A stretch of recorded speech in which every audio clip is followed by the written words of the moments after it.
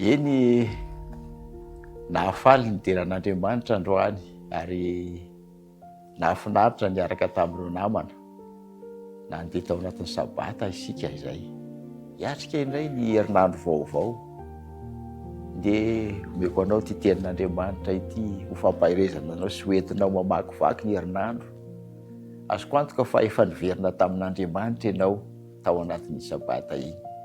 Koa andeha hovakiko aminao ny voalaza ao amin'ny toerana miaraka amin'ny telopolo andiny fahavalo izay mivaky toy izao mba ho vatsy hoentinao mamakivaky ny herinandro.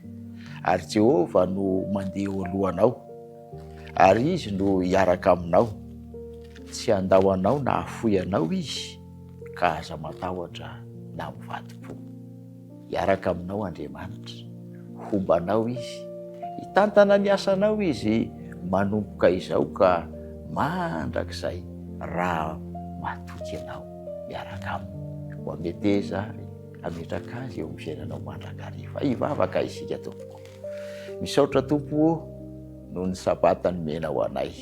Misaotra koa noho ny amin'ny teninao mampanantena anay fa hiaraka aminay ianao hamakivaky ny herinandro.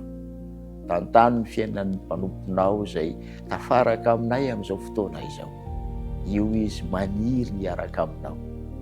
Tompo, tazomy amin'ny tananao mahery izy ka ny herinandro izay vakivakiana eny dia ho herinandro ahitany fiadanana sy fifaliana na dia eo aza ny zavatra arotratsehana, satria manome vahaolana ho azy ianao ary manome azy hery ento mandresy ny ratsy rehetra.